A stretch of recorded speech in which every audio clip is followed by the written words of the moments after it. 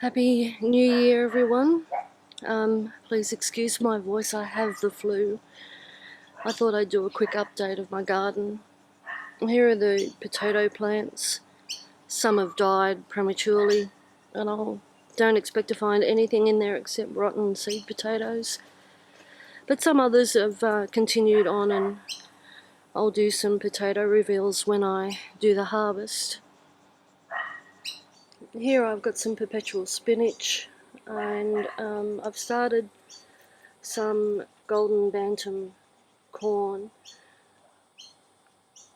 Next to it in the next bed is a tomato and a basil, and at the far end another perpetual spinach. I planted silver beet in this bed, and I don't know why, but it hasn't come up. And I can only assume because it's under an eave on the house and maybe not getting enough sun. If anyone has any clues, let me know. This planter box has two types of cucumber. You can see a lemon cucumber there. I'm not sure how to tell when they're ripe. I think I'll leave them until they go all yellow. There's also Lebanese mini muncher in there somewhere.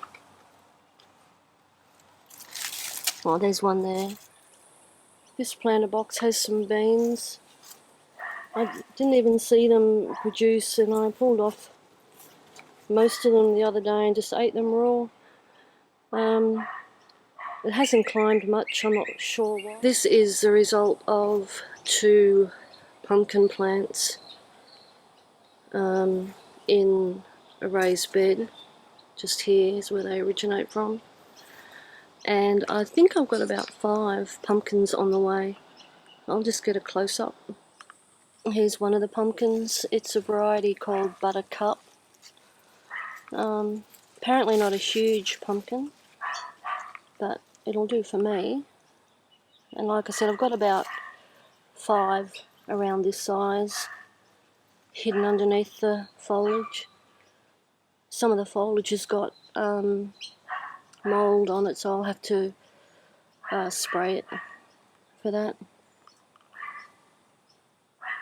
Some of my onions are now starting to create the bulb. And next to it I have spring onions, which don't look like I'm too far off picking.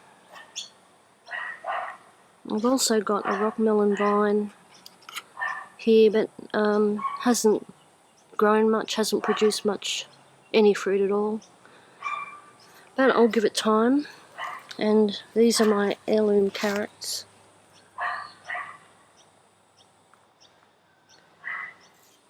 As I said in my first video, last year I only grew tomatoes and potatoes with great success with the tomatoes, but they were all cherry varieties.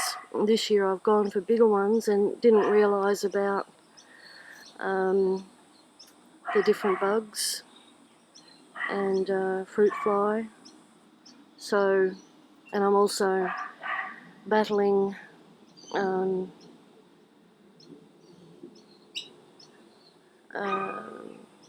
blossom end rot because of the strange weather we're having in Sydney. I'm growing several plants of sweet corn. It's an F1 hybrid. I picked my first one a couple of days ago and it was beautiful. I'm uncertain whether I should grow more of these or just stick with an heirloom. I have about 9 tomato plants, different varieties. Some are very tall. I'm 170 centimetres and they tower above me. Like I said, I didn't know about fruit fly before this year, and because I've got so many plants, it's hard for me to do any exclusion. But I'll try and find some fabric that I can use maybe to cover the beds. I did find that when I had broccoli growing before, it seemed to bring the grubs into the tomatoes as well, but since I pulled the broccoli out, I haven't had too much trouble with grubs. My capsicum plants have finally, after all this time, started to flower. Same with the chili plants. I don't know why it took them so long, maybe because they were store-bought. And look at that weird lime. It's funny, isn't it? It's like it's got a little face. I've also got 4 tomatoes in pots because I started seedlings and I had some left. They're not growing naturally as huge as the other ones. And in this bed here is purple sweet potato. I planted 11 slips and it's got a fair bit of foliage on it now, but I won't be harvesting those for some time. This is a yacon plant. My first time growing it. Don't really know what I'm doing, but it seems healthy enough. I grew this passion fruit vine, and I've grown passion fruit vines before on this fence.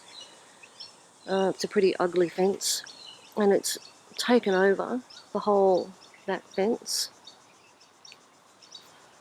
But the problem is, none of the passion fruits seem to be going purple. And I raised this before and someone said maybe the passion fruit's grown from below a graft.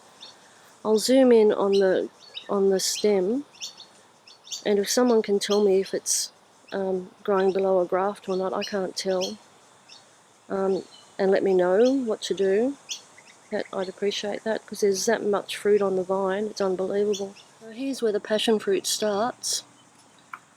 There seems to be 2 main stems and one's gone in either direction. But I can't see anything. I can't see where a graft may have been attached. So I'm not sure. I'll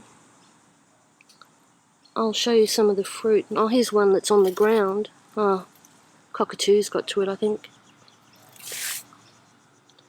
Yep, looks like cockatoo. Rats.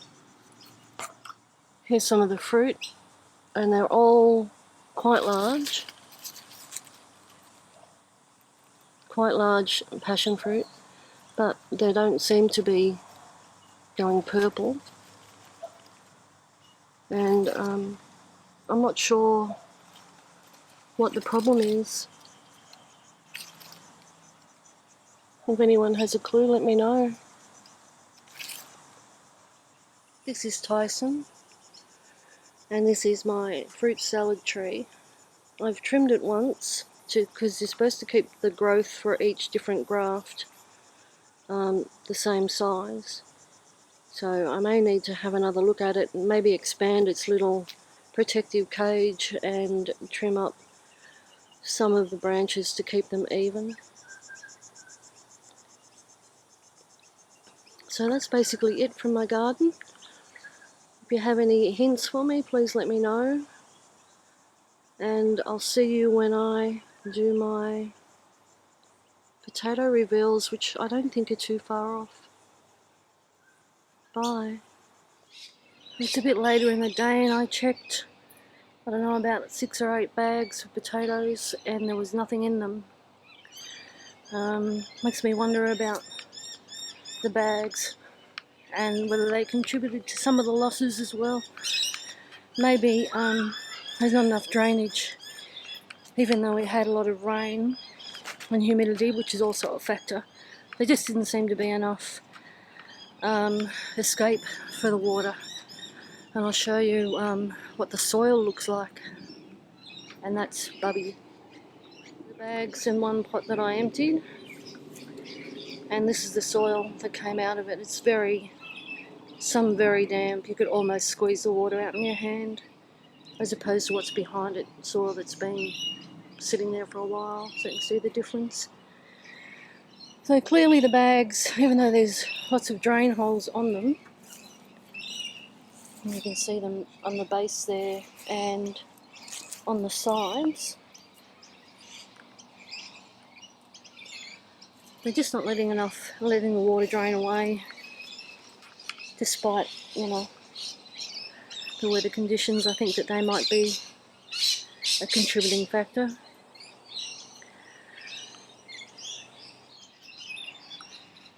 When you look back here at what has still got growth, it's the pots, and they're just as I bought them from the hardware store.